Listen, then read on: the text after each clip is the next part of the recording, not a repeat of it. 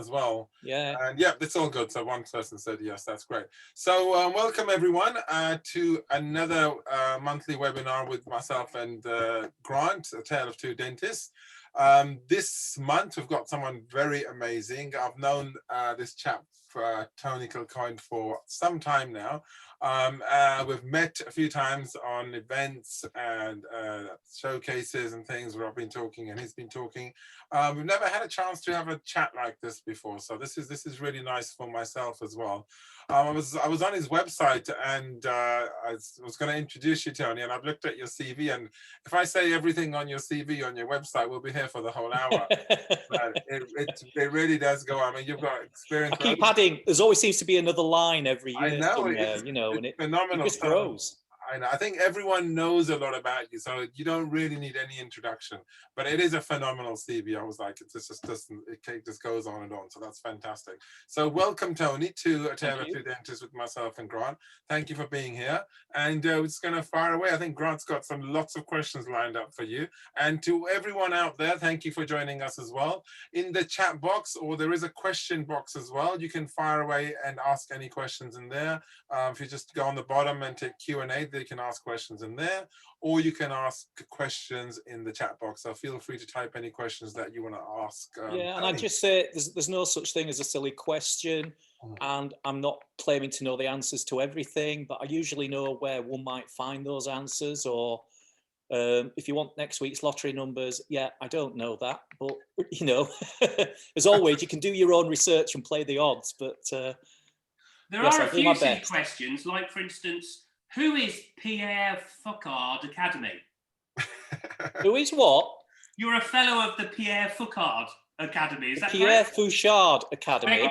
Pierre Fouchard was one of the first dentists to make it a profession. And in the USA, they have an academy, and they give, it's an American Honors Academy, but they have groups all over the world.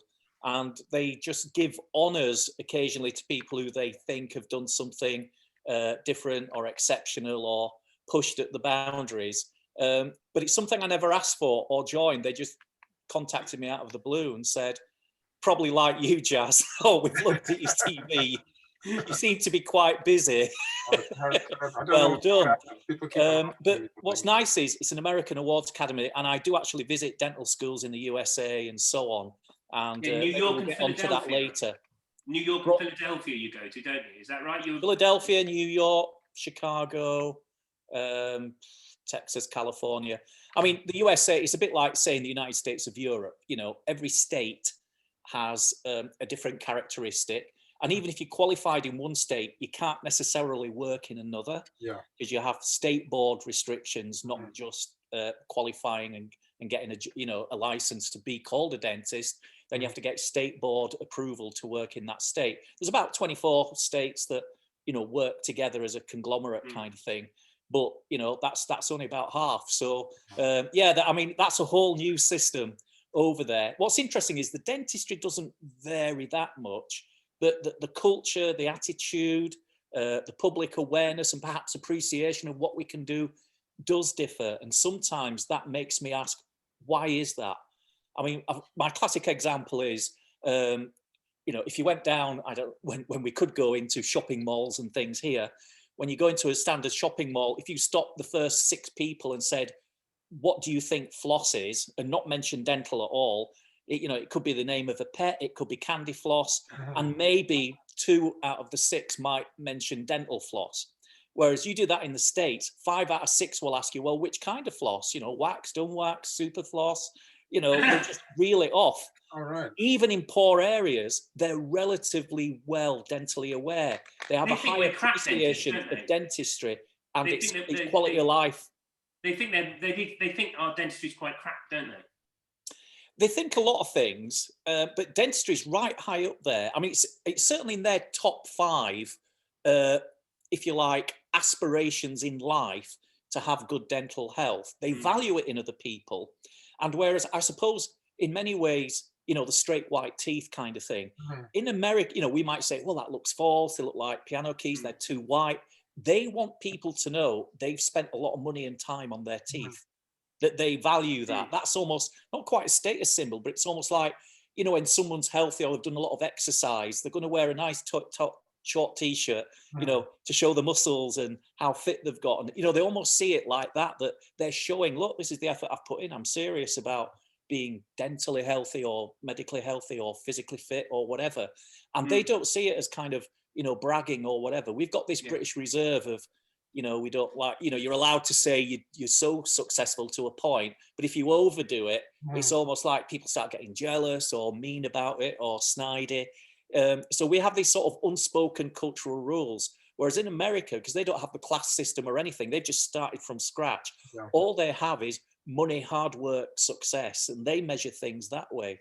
So it is very interesting to compare the different attitudes. But the reason they think British teeth are so bad is because they will just look at a lot of teeth and go, well, why haven't you had braces? Why haven't you had whitening? Well, haven't you seen Tony Blair and Bush stand together? You see Blair's teeth looks like a bag of bloody nails. And yes, now we would argue, or certainly, you know, the NHS system or government or the culture would argue, well, as long as you're not suffering disease or pain or actual tooth loss, that's sufficient. The rest is vanity. Now, I think that was the attitude 20 years ago. But now, as worldwide communications have improved, media just on the TV, never mind then social media and all the other communication tools we have, people can suddenly see, well, hang on, these things are available. I would quite like that. And now it is actually being made available. I mean, now there won't be any town, will there, in the UK where someone can't get tooth whitening from a dentist. But that wasn't the case maybe even just 15 years ago. You know, so that's quite a big sea change, isn't it? So what are we going to do in the next 15 years? And in dentistry, you know, NHS dentistry, nothing wrong with it. It's a good basic service, but it is rationed. It hasn't got the full funding to meet all the health needs of the population. So it does the best as it can. Good people working in a limited system, but that system has a fixed budget. Yeah, it might go up 1-2% a year, but that's flatlined. So where is the growth going to be in dentistry in the next 5 years or more? It's obvious. It's obvious. Service then with the NHS, do you think it's going to shrink or stay as it is? Well, ultimately, when you've been involved in seeing how the politics of some things work, what the government is very happy with is they have a system that financially caps the cost of NHS dentistry. They can tell you now what all of NHS dentistry is going to cost next year and be within £500,000, which in terms of their budgeting is very precise. So it is capped. And if for some reason people, you know, don't do their full allocation of UDAs or whatever, it'll be, you know, they'll spend even less, but they're not spending above, you know, whatever that line is. And you can work it out in a year because there's only so many UDAs and you have to do all the treatment needed within the UDAs. This is the big dilemma. It is not aimed at people who have high needs or high aspirations and so on. It's really, you're lucky if you can do the basics well and, you know, stay on the right side of the financial line. And you have to work very hard for it. There is no easy way to do it. So most practices now are mixed. Most practices cannot survive 100% NHS. There's the private side that has gradually grown and gradually subsidizes that. And I suppose you could call that diversification. But a lot of practices are going to find it very frustrating because they are torn by two different systems, two different patient demands. And one means spending less time with the patient, basically, and one means spending more time with the patient. And so there will come a frustration point, a tipping point, perhaps, where once they get to, let's just for simplicity say 50%, they start thinking, well, demand's still high. Maybe I should go for that. Because and we've seen a hell of a demand, Tony. What's your opinion? I know we spoke about it briefly.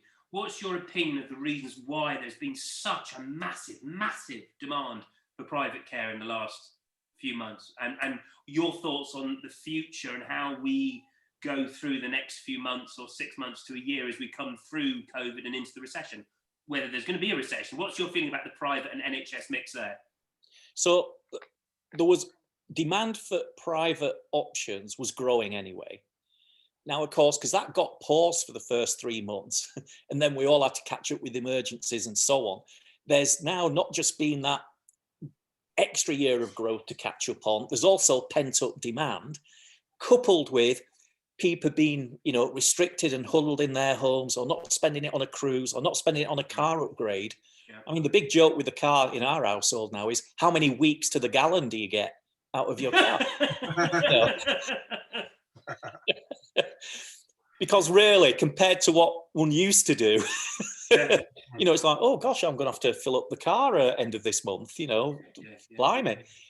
So people who have 2 cars, or why upgrade the car when you're hardly using it? So I think people have saved money in lots of ways, and where can they spend it? Where can they still go? So that was dentistry. So I think for private dentistry, we weren't really getting any grants or help or anything. So we've had to step up to the mark, and people could still travel to us, even, okay, after the first 3 months, no, but after that, we were still essential services. So people have decided to, take decisions and power into their own hands and spend it. And to be fair, the private side of dentistry has stepped up to the mark. We've even been seeing emergencies where the NHS couldn't cope and they were overflowing as well. And there'll be a certain source of new patients from that. Now, as NHS dentistry starts to, if you like, turn on the taps and do more, you would think automatically, oh, well, that'll just go back down again. That's what I'm worried about. But the truth is, they have got so much pent up need from the last year. That's probably another 2 years worth. And they will be struggling. There's no way they're going to be doing everything a person needs for 3 UDAs without lab work. Because there'll be a lot of perio, there'll be more endo than there was. There'll be, little problems will become medium have become large. Yeah. There'll be backlogs and waiting lists and so on. So it just isn't going to happen. And they'll end up actually doing a bit more private as well. And I think patients will just start taking things into their own hands and going, well, look, there's how many towns now have not just one private dentist, but several to choose from? And if you go to London, well, they might have an NHS logo outside, but really there's a lot of private dentistry going on because they have to. Their overhead is so high, their wage bill is so high. There is no choice. So private is on a growth line now.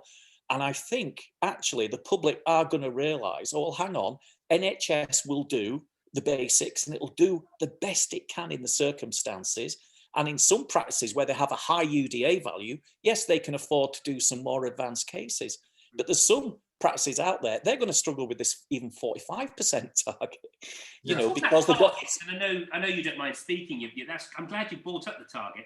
This target with the 45 and 25, it seemed to cause an awful lot of angst on one of the groups the other day. I think it went on for days that someone had said, you shouldn't be doing this. Why are you doing this? There's a conspiracy theory. What's your feelings about everybody moaning about the 45%? Now, I don't understand UDAs. I got out UDAs the minute. Okay.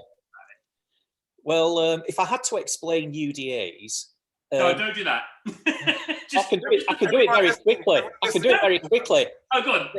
They measure nothing that's worthwhile measuring. Oh, okay. That's good. They only measure 2 things, approximately. How much NHS patient charges are you collecting, and how many heads went through the door? That's it. They don't measure the quantity of dentistry, the quality of dentistry, the time spent with patients, whether they're high needs, low needs. You have no idea. None. You just know there was a small, medium and large done, but you have no idea what was done for that. And so if you're in a high needs area, you're going to have to work so hard for those 3 UDAs. If you're the principal and you've been there 15 years and you've got your list pretty dentally fit, actually, then actually most patients are very low needs, and the UDA system is totally biased towards low needs patients. So if they break a little cusp off, needs a repair, they do the odd single crown on a tooth that's failed, yes, it'll actually pay quite reasonable. But as soon as someone walks in with a load of perio that need 3 molar endos and then possibly a crown, you're not, for 12 UDAs, you're going to spend, it's like £2,000 worth of time and materials for what, 15-20% of that. So it can't be done. Now, what dentists do is the odd big case, they need 20 easy cases to balance 1 big case.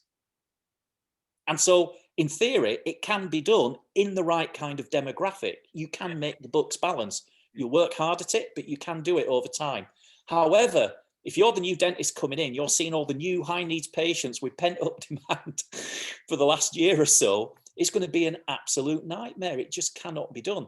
So they all take more time. I'm not defending the UDA system, but what it is, say, I mean, I've worked in NHS practices, I've owned NHS practices. So with the UDA system, I found this personally as well. So yes, you do get high needs patients coming in, but then you've looked after them, you've secured and maintained their oral health. You may have got 3 UDAs or 12 UDAs for that course of treatment, and you've done your RCTs and multiple crowns.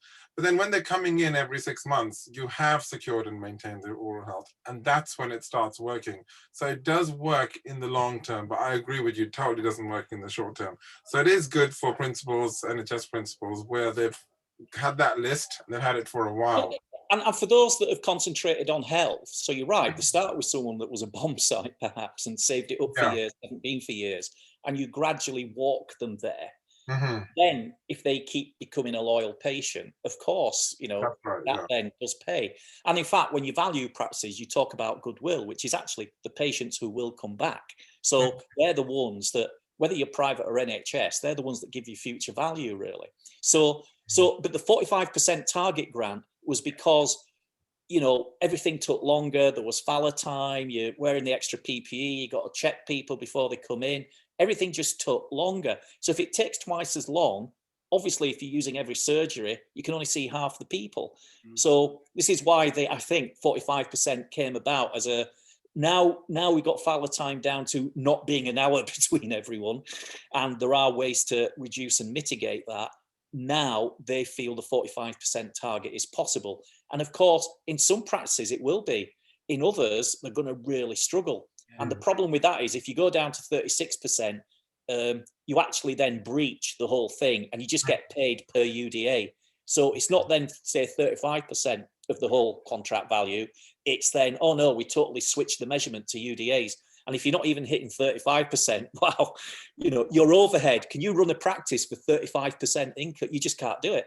Can't do it.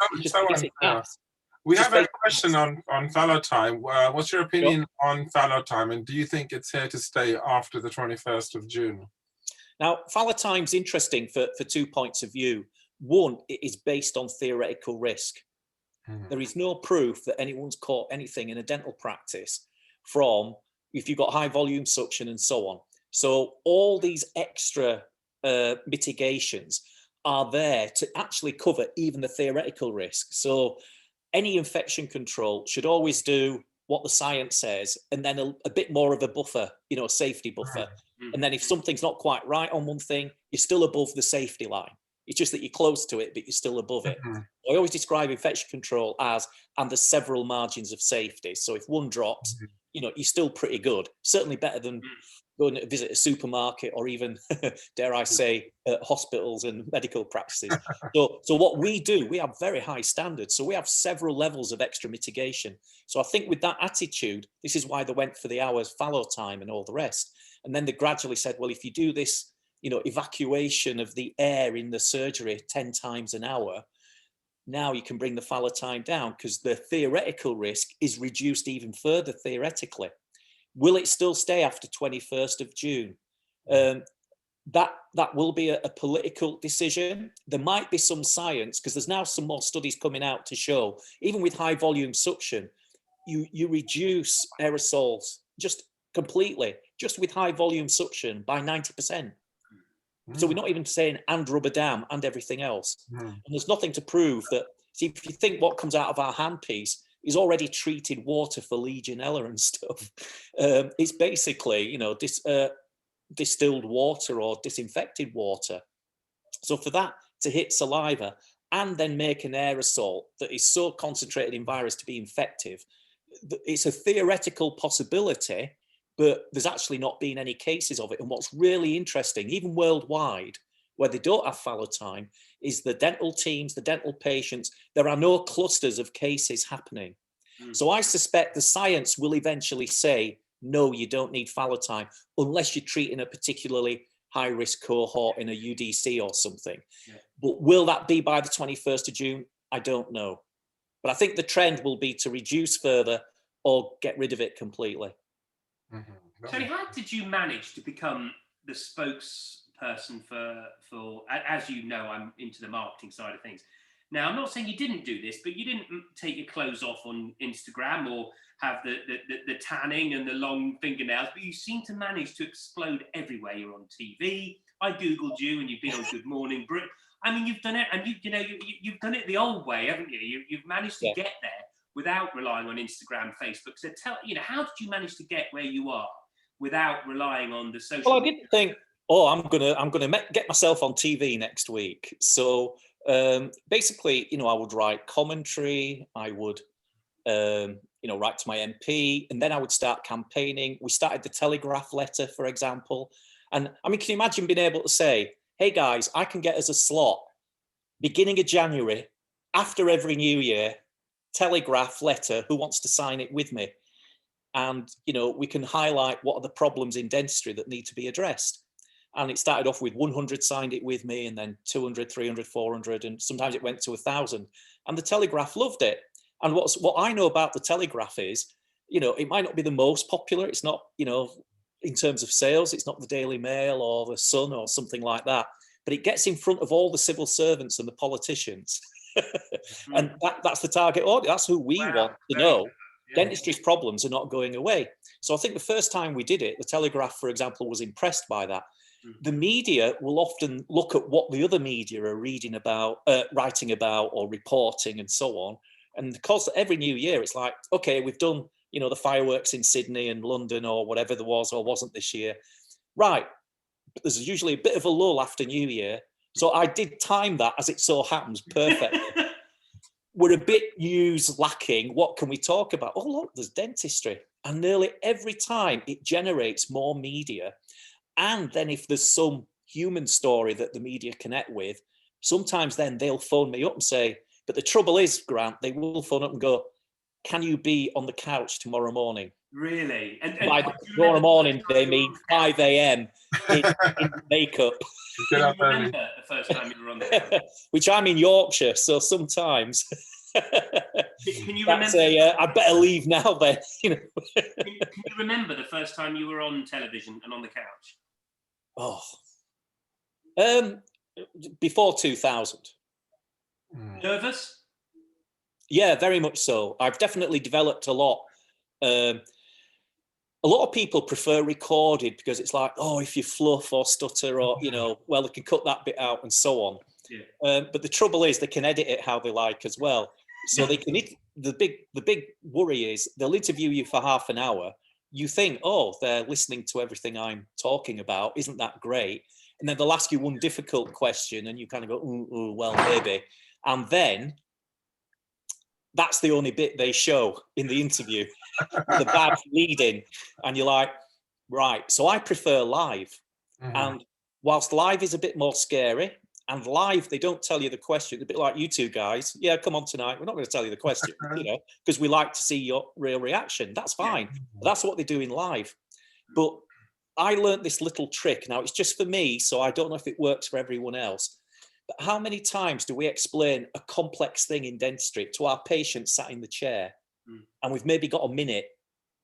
Because if you go into too much detail, it'll go over the head. Yeah. And I just think when those cameras are in, afterwards, sometimes they go, hey, that was quite good. 7.5 million saw that. You think, oh my God, thank goodness, pick my nose or something. But if you thought about that, you would make yourself more nervous. But I think the other way, right? This is the patient. I'm looking down this camera, whatever.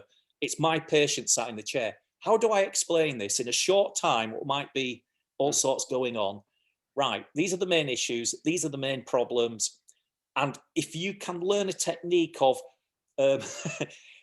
the media are very good at leading you down a channel, but if you can finish with something like, and of course, there is an easy way to fix this, and then shut up. What question does that invite? How? Yeah, well, we'd all love to know how. And you've got the floor again. Yeah. So I learned a few little tricks of, I won't say tricks, they're actually, I've explained the problem simply. These are the issues. And of course, there is a way that this can be fixed to everyone's satisfaction.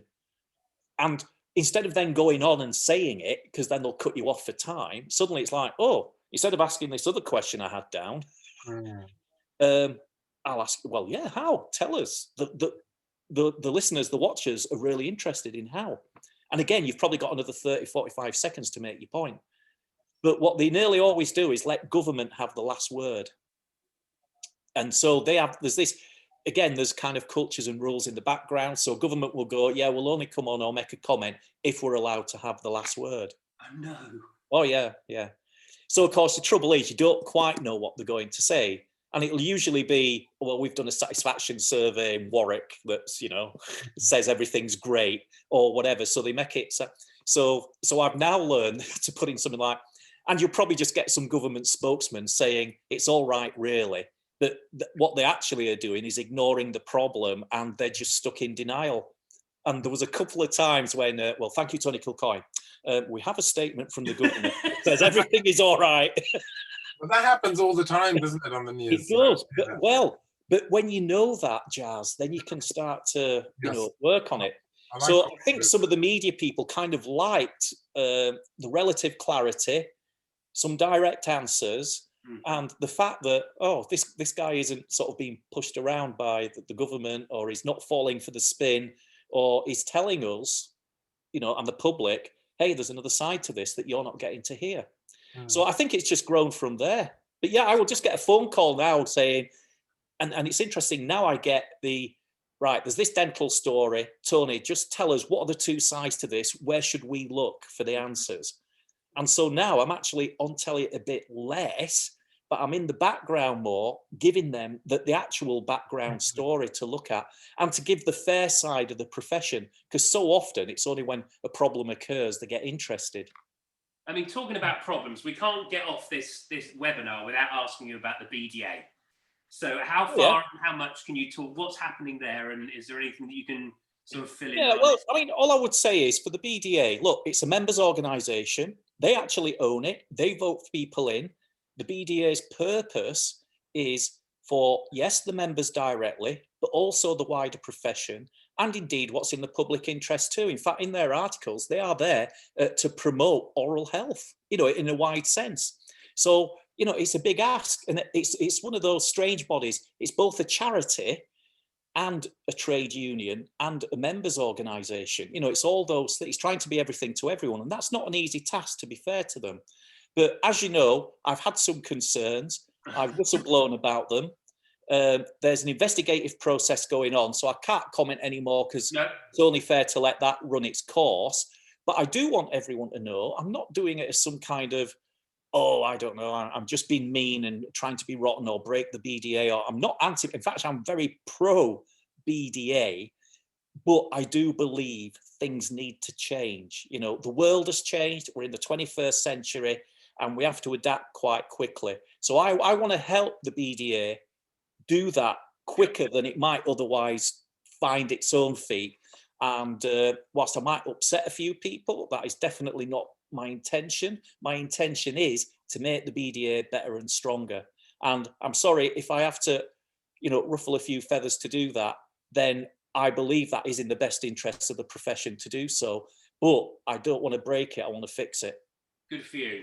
So, right, the next question was the GDC. You were with them for 10 years. Oh, I know. And I don't hang around with, all these easy, nice, quiet bodies that never have any problems. Mate, I don't know how you've managed to stay married with having gone on to the rest of your life. So the GDC... What are you saying in the pub there? Are you in a pub where that looks like a pub? Should be. Yeah. So tell us your life at the GDC. What's your feelings about the GDC now, and are they changing? My feeling is they are, but what's your... So what's interesting about all these bodies in dentistry and elsewhere actually is it's a bit like shares, isn't it? It's never a straight line gradually up and gradually getting better all the time. There's a little bit of a roller coaster going on. And when I first got on the GDC, I was elected by the profession to be a professional representative on the GDC. As soon as you get to the GDC, the first thing they tell you is, you're not here to represent your profession. You're here to protect the public against the profession. And of course, I was like, well, hang on, that sounds a bit adversarial. And my kind of constant message has been, but what's bad for dentists and their teams is bad for the public and patients as well. And as professionals, we actually put patients first. And I keep telling the GDC, and I think the message is getting through, the best protection the public have is us and our professionalism, because we look after them every day in our chairs. And what the GDC needs to do is find balancing line between supporting us in doing that, helping us in doing that, and even calling out when some systems put targets or other things first before the patient, because that's not in the public interest either. And they just need a bit more courage to do that, I think. But at the same time, all of us as dentists would say, yes, there's the odd rotten apple here and there. Yeah, of course, remove them from the profession. If a repeat offender who's taking the complete mickey, of course, we wouldn't have a problem with that. In fact, as dentists, we might be even harsher than the GDC would.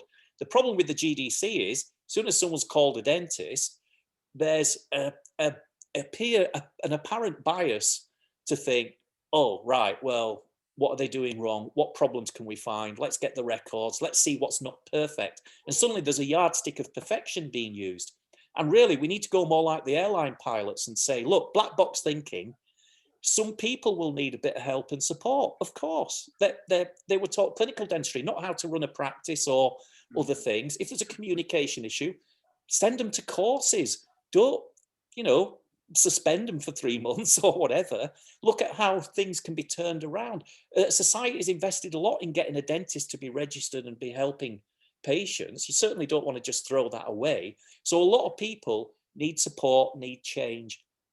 And that used to be quite good in the past. We used to have peer review groups, local groups helping each other. I think now with social media, it's come back again. And now people can seek help and advice and ask questions. And so there's a lot of positives there. But I think what the profession needs from the GDC is to support its professionalism. And that's the bit they've been getting wrong. They've been thinking fitness to practice, big sledgehammer to crack a nut. And actually, no, they've literally got the wrong end of that stick of the sledgehammer. And I agree with you. I agree with you. I think they have got, there's an awareness that's improved. They've got less harsh. But there's just so many things like not allowing the ARF to be paid by direct debit, or striking people off if they're a day late in payment, or there's so many ridiculously archaic things that are just unnecessarily provocative and actually impact on patients worse than the dentist. How is that putting the patient first? If they can't see their dentist just because a payment didn't go through on 31st of December, or for goodness sake, charge them an extra 50 quid and give them a week after to do it. That's what everyone else would do. So there's lots of common sense things. It's obviously with COVID, and I know a lot of the listeners will want to know what your view on this is as well, and me as well. What's your view? What do you think is going to happen to practice values, both NHS, both private and mixed practices? How do you think it's going to happen from now moving forward? I think a lot of things will have a wobble, even like house prices or other things. And of course, people will worry. I think NHS practices will kind of feel more secure that they've got that contract and that kind of guaranteed income and so on. But now private practices, having seen growth and having seen that actually they can develop, there's going to be a pent-up need for a few years. They're actually going to find, maybe a slight wobble during COVID year, but after that, I think they're going to find turnovers are up. And for a lot of private practices, they're now actually matching, this time last year, they're at 100%. And I think, Grant, that's why when they hear 45% for the NHS, they're scratching their head and thinking, but we've got our turnovers back to what they were. We might even be doing a bit better, but we don't want to shout about it. How can they be on 45%? It doesn't make sense. But the dynamics are different. And I think when turnover, is obviously going to be better with sort of higher cost items, so it is still taking us longer to see patients in COVID. We're not seeing them quicker than we used to. So that's still taking longer, but I think we can actually add value there, and that will translate. It'd be great to see next year's accounts, next tax year's accounts. And so I think a little wobble, but back up again. And it'll be interesting to see if private practices start to increase, because I think if practice prices go too high, a lot of the younger end may not be able to afford that. And I think suddenly setting up as a squat starts to look attractive.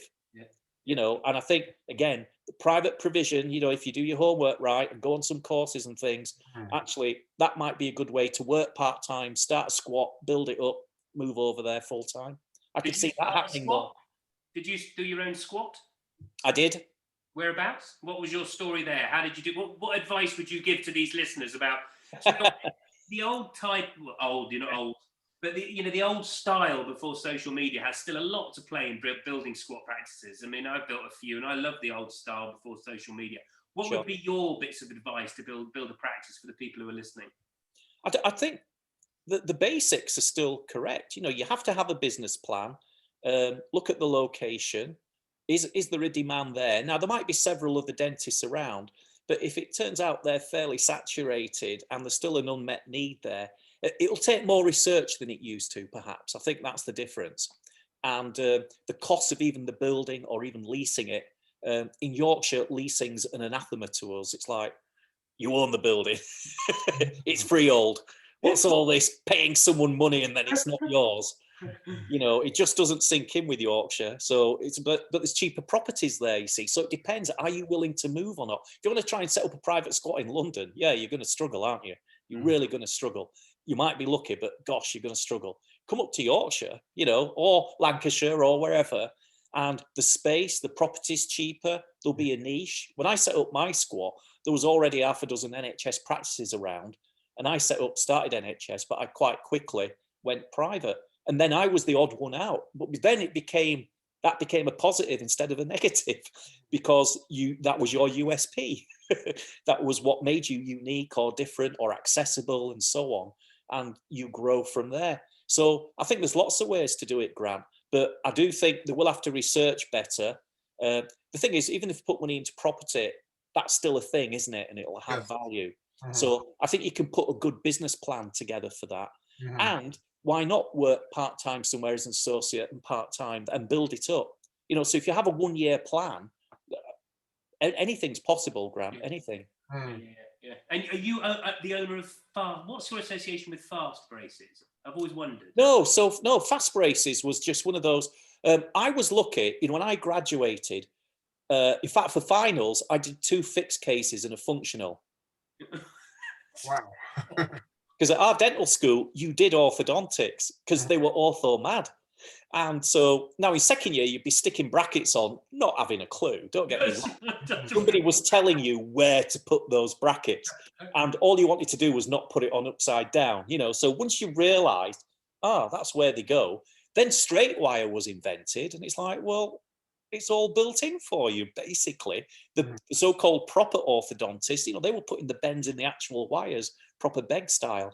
Whereas suddenly straight wire comes along, simplifies it a lot. And I'd always done sort of restorative and some ortho. Ortho didn't frighten me.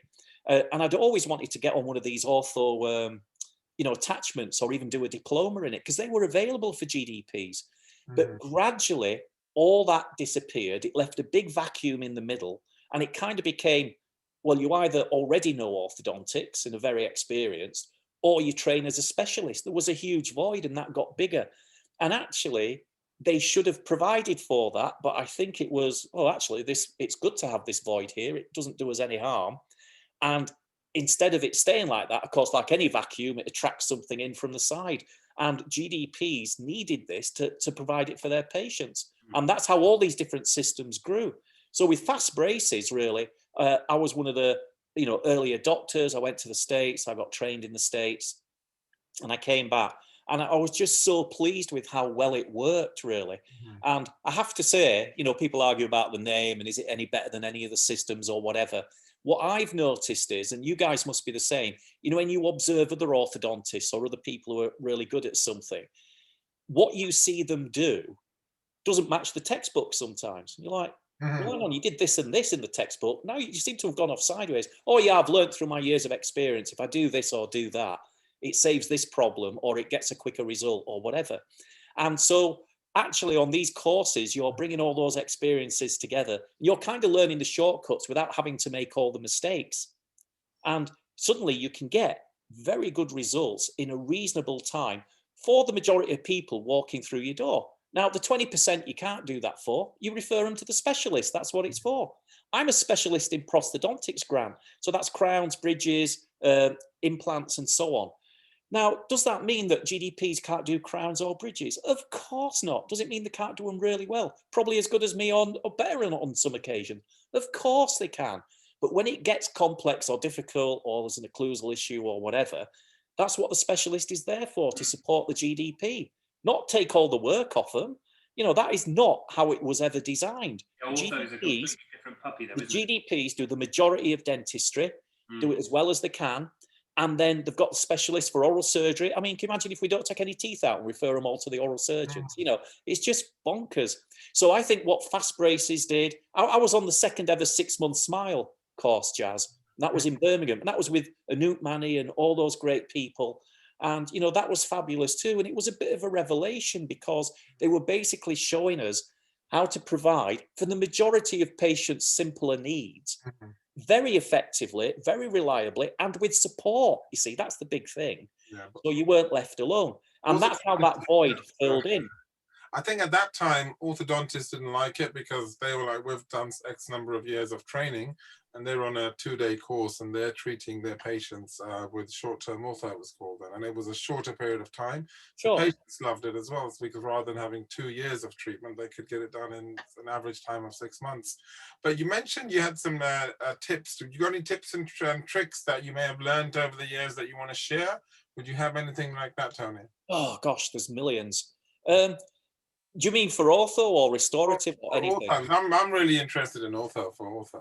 With ortho, I think it is definitely, if you like a particular now, that could be straight wire, it could be Fast Braces, it could be Invisalign. You guys know that backwards. There's that magic word.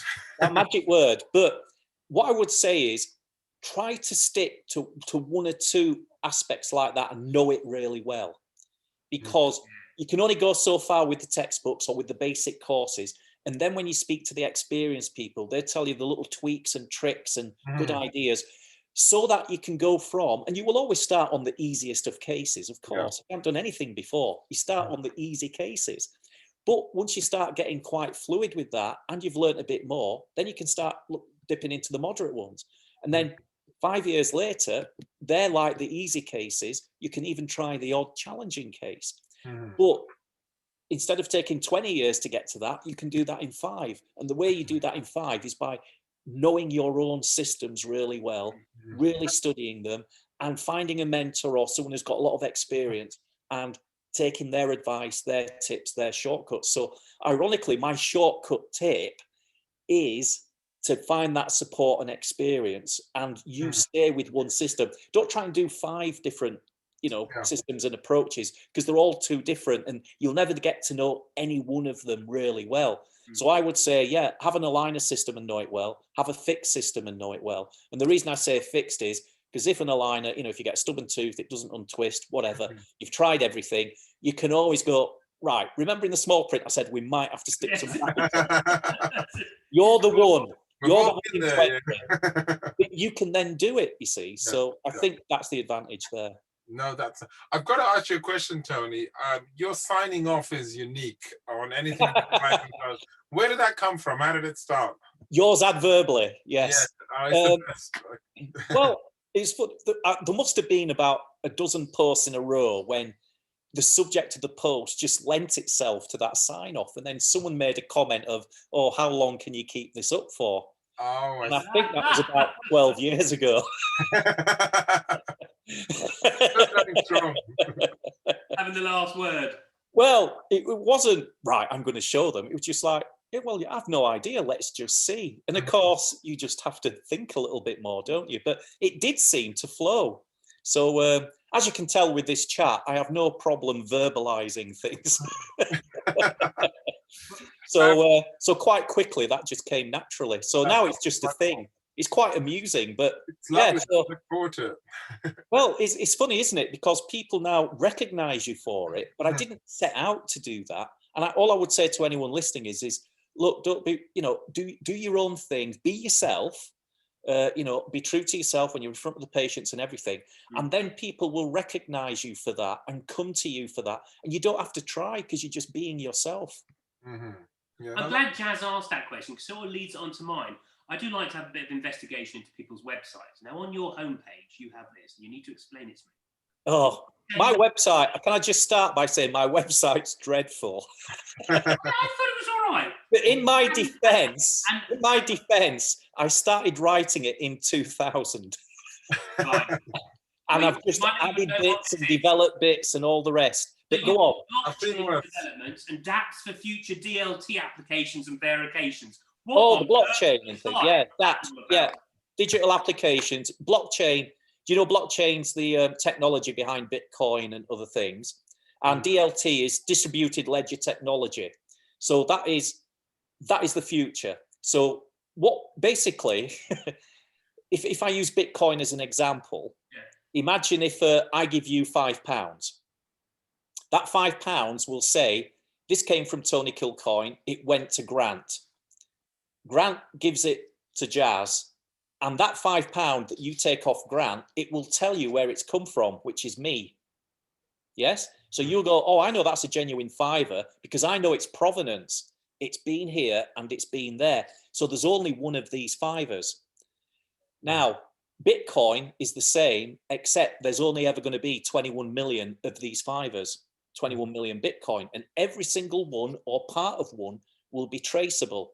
Now, when I give it to Grant, there's 100 people witnessing that I've given it to Grant, and they verify it.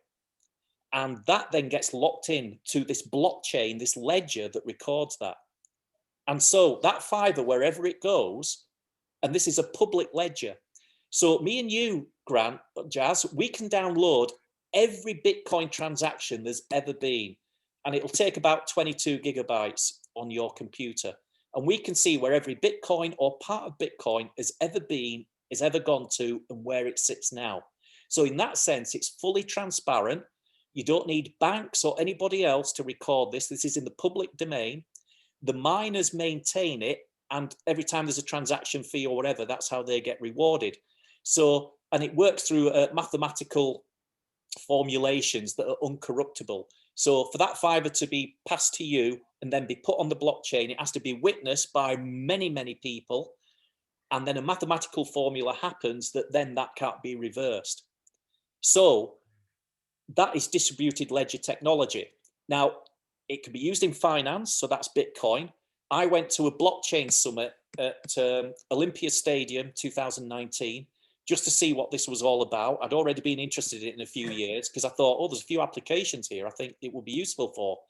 And when I went there, I met the Minister of IT, the civil service are already using it. I met people from the Bank of England, they're already using it. Oh, yeah. I met the head of international whatever transport of goods, you know, Maersk, the big transport company that do all the shipping containers. They actually monitor all their containers around the world using blockchain. And it's so secure, irrefutable, and traceable for everything. And that's going to be the future. But that's blockchain, not just Bitcoin. A lot of people think Bitcoin and the price is going up and down, and is it just boom and bust and all that? But the technology it's based on is called blockchain. And so when it comes to medical records, dental records, anything we do, and this isn't even the most exciting bit, Grant, you then combine that with artificial intelligence, we can now have programs that can read radiographs, spot health and different conditions, and put the results on a blockchain and add it to someone's medical record. And that becomes their verified and irrefutable record. And then that blockchain, you can come to the dentist and it will just release the information that you need to see for the dental side and so on. This is the future. It's happening now. It's happening now. You heard it here first. That's what I want to say. But yeah, blockchain, Google it if you wish. But it's just a new technology. A lot of people describe it as when the internet started. And people are like, well, we've got telephone, we've got fax machines, you know, whatever. We can do a satellite link, but the internet just makes it easy for everybody to do. And that's what blockchain does. It just makes it easy and secure for everybody to do. Bloody hell. Do you ever relax, Tony? Do you ever like go, right, I'm going to chill out? I am fairly relaxed. I think where I am so lucky now at this stage in my career is, you know, because I run a foundation training scheme as well, because I don't like to get bored, Grant. You got to see CV, Grant. It's crazy. But I'm doing everything I like doing. So That's- it's that, what is work and what is play? Because what I would ask anyone today is, if you retired tomorrow, what would you do? And some might say, I'll go play golf, I'll travel the world, I'll whatever. Yeah, you'll go mad for a year. What are you going to do after that? And you will do something, because your mind won't be dead. You will do something. Now, is that work? Is that play or whatever? So if you can get someone either to pay you for these things, or, you know, you can do those things that actually enhances what you get paid for, then you're starting to do more of what you want to do. And I think anyone who's setting up a practice, yes, a squat has all the hard work in, but what you're looking for later is to be in a position where you can do more of what you want to do, not just the kind of dentistry, but the way you want to do it. Now that takes, you have to have a plan, you have to work at it, you have to make that happen. No one's just going to gift you that unless you're extremely lucky. You have to make those things happen. So I guess my question to people out there is, how in control do you feel of your life, your work, and what you do? And psychologically, that's quite important. And if you feel you've got mainly control, you're always going to have a crazy week. You know, things clash and so on. If you feel you're mainly in control, you're mainly doing what you want to do, you're earning enough money to, you know, not just pay for the ordinary things in life, but there's a little surplus to treat yourself occasionally. You're not worried, will the electricity bill get paid next month? You know, if you're not in that category, and a lot of people are in that category, so, you know, we are fortunate. If you're in that category, you're doing the sort of work, the sort of things, the sort of new interesting things, Grant, coming along that you can do and adapt. If you've got that curiosity, or if you just want to go off and get good at golf, you know, if you're able to do that and still keep everything else good and be happy, then actually you've hit nirvana, really.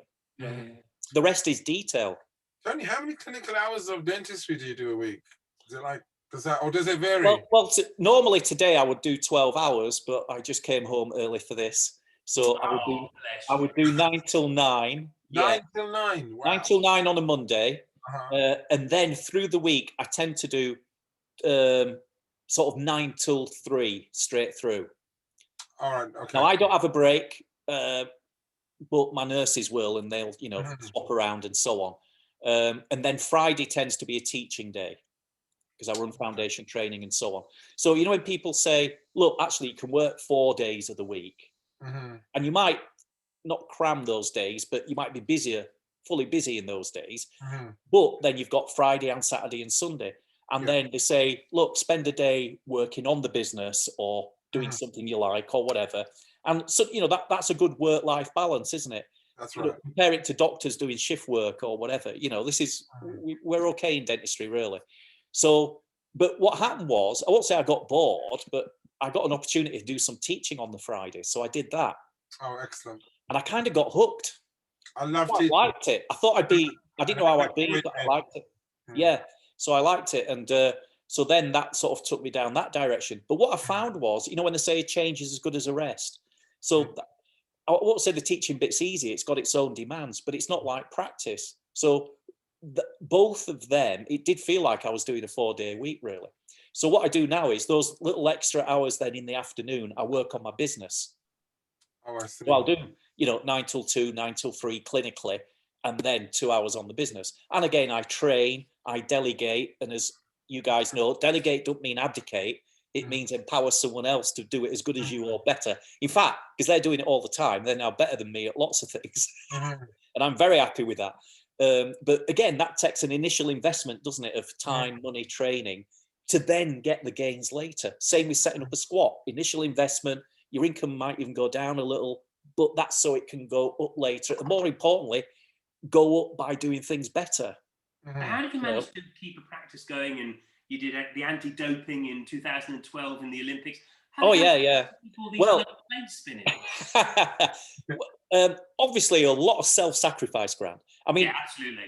The selection for the Olympics happened 2 years before the Olympics. So you had to go through various interviews and processes. And it's one of them, it might not happen. But by the end of sort of 2010, you knew you were going to be involved. So then I had a year and a bit to plan. So it was one of those, you just work more beforehand and unusually plan it to have 6 weeks off. Although it's not off, it's on doing something else. Yeah, but I was in the middle of the best world event in 2012 in our country. Yeah. The world came to visit and I was treating all the famous Olympians. I was there in the Olympic Village even journalists weren't allowed in there. This was their private oasis. And I was there right in the middle of it. I mean, how privileged is that? What were you And doing? that- Emergency veneers and stuff. I must admit, Grant, I did Invisalign. hope that, well, there won't be that much dentistry, will there? I can go watch lots of things. Won't that be Yeah. great? Guess what was the busiest clinic after anti-doping? It was dentistry. Do you know what the clinical times were? No. 6 in the morning till 11:30 at night. Wow. No. What were you doing though? What dentistry was it? Everything. So the first time I turned up there, you go, well, it's very nice to meet you. When was your last dental checkup and stuff? And 9 out of 10 would say Beijing. That was 4 years earlier. Oh yeah. And you suddenly realised, what do they mean Beijing? And you suddenly realised these people, because they're travelling around the world competing and going in various competitions to get the points, to get in the Olympics, they've been training the solid 4 years. They haven't been visiting dentists. They had terrible dental health on average. Terrible. And suddenly it's like, yeah, I've been saving up these 6 problems and we had to sort them out. So it was one of the busiest clinics going. And if you ever did anything, I mean, stuff like Ledamix and things, if you had an acute pulpitis and nothing else would settle it down, I mean, we had to be ringing up the pharmacy and saying, now look, I'm putting steroids in this athlete. If they win a medal, they're coat tested, okay? Just want you to know, I put the steroids in there, all right? They're not cheating. Wow. There's all these other considerations, so we would have to weigh it and log it and everything. Wow. And we go out with the anti-doping people, and of course there's no announcements. They're just like, yeah, we need. So basically, you have to have 2 or 3 people, and they're never left out of sight, and you have to see them deliver the sample and so on. And the choice was blood or urine, but it was basically go get them, grab them, and never let go of their arm, and take them to the anti-doping clinic, which is next door to the dental clinic, by the way. And this could happen at any time. So it'd just be like, you guys come help us. These are the 4 names we've got in the next hour.